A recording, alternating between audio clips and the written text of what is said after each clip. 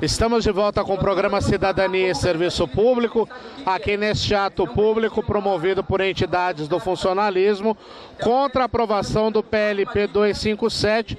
E agora eu converso com o Antônio Tutílio, que é presidente da Confederação Nacional dos Servidores Públicos.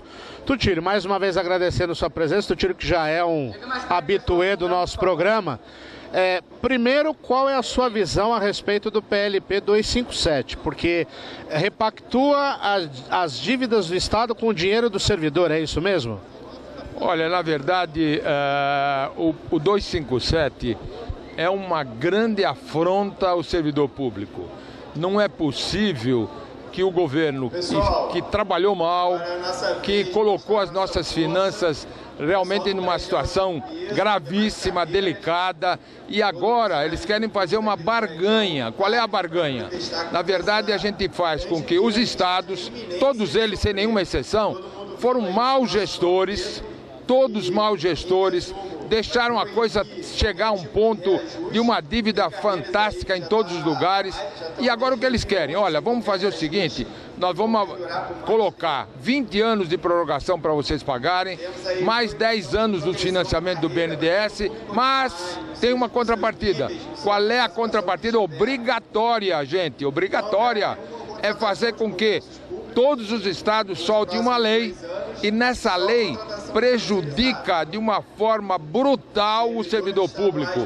Prejudica colocando, não pode mais ter aumento de salário por anos, né? Não pode ter vantagem, acaba com licença-prêmio, acaba com bonificações, acaba com reposição. E a população precisa saber que esse é um grande problema para a população também, porque hoje nós vamos verificar, e nós estamos falando para a população em geral, que hoje os serviços de saúde, de educação, de segurança, de tantas outras áreas, é deficiente. E o que acontece hoje? Nós já temos um número pequeno de servidores.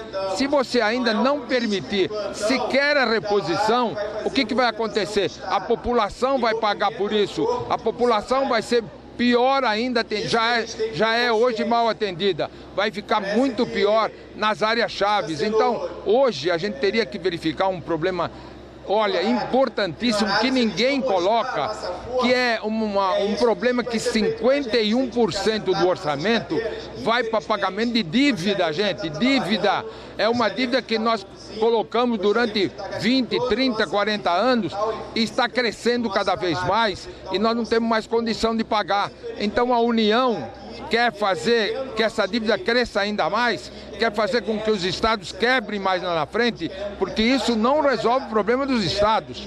Lá na frente, eles vão verificar que esses 20 anos são insuficientes e os juros compostos vão aumentando de tal forma que ele não vai conseguir pagar também essa dívida. Então, eu acho que eles querem, na verdade, destruir o servidor público.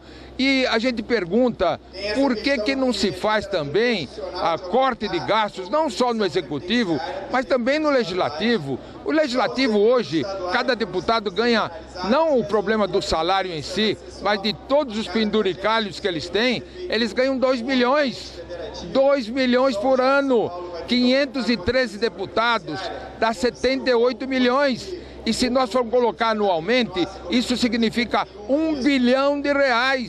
1 bilhão, e não corta nada disso. E o judiciário que tem nos juízes, claro que não, eu não estou falando do povão em geral, porque esse povão também sofre do judiciário, mas dos juízes, os juízes que ganham a verba indenizatória de uma forma incrível e que se paga além do teto e que todo mês acontece isso. E vamos no Superior Tribunal de Justiça, onde tem, só para dar um exemplo, quatro carros cada juiz do Superior Tribunal de Justiça, um monte de funcionários à sua disposição, um prédio enorme, luxuosíssimo para 33 juízes. O que se faz para isso? O que se vai cortar com isso? Nada. Então, na verdade, a conta fica para nós. A conta fica para o servidor público e isso não pode acontecer. Nós estamos aqui coisas dizendo, olha, nós temos que deixar o fisco trabalhar, tem que deixar. Nós não podemos simplesmente, a sonegação é violenta.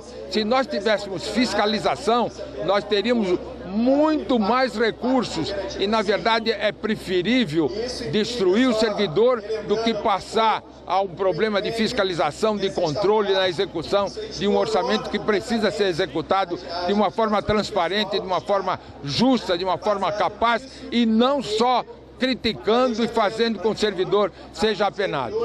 Tutílio, uma pergunta. Do alto da sua experiência no funcionalismo, você acabou de falar que a conta fica com o servidor. Você viveu uma época de ouro do funcionalismo, o respeito do funcionalismo, quando o funcionalismo ele era recebido pelo governo do estado, era recebido pelos ministros para discutir salário, para discutir questões até de cidadania, questões de serviço público.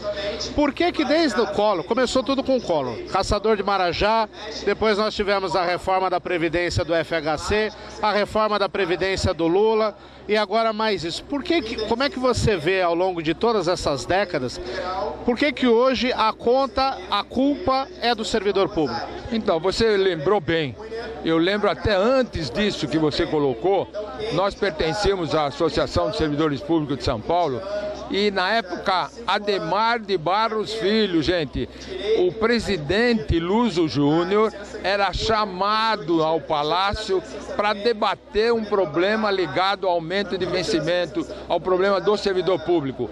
Com o tempo, o servidor foi sendo desvalorizado gradativamente, não interessava mais para os políticos, era preferível eu ajudar o político, a gente está vendo aí a corrupção invadindo o país inteiro, e não só no federal, no estadual, no municipal, em todas as áreas, e o servidor foi ficando assim, simplesmente desvalorizado. Então não interessava mais ter o diálogo com aquele que representa o servidor, interessava eu ter o diálogo com a Câmara, com o Senado, com a área política, que até hoje é assim, e hoje não se faz nada. Prova é que nós estamos vendo hoje, além de um problema colocado de impeachment, se coloca agora alguém que para poder movimentar tem que aprovar toda uma barganha com cada partido político, um absurdo total que nós temos 34 partidos políticos nesse país, coisa que em nenhum lugar do mundo existe, e é para fazer barganha na hora da eleição, é para ganhar o fundo partidário, e isso não pode continuar. Nós temos que o sistema está errado, nós temos que mudar o sistema.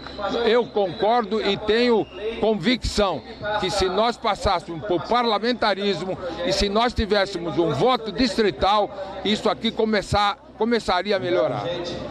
Obrigado, Tutílio. Bom dia a todos. Nós daqui a pouco voltamos com mais entrevistas aqui do ato público realizado aqui na região central de São Paulo, aqui na região da Praça da Sé, da Rua do Carmo, onde nós estamos fazendo uma manifestação contra a aprovação do PLP 257. Fiquem com a gente.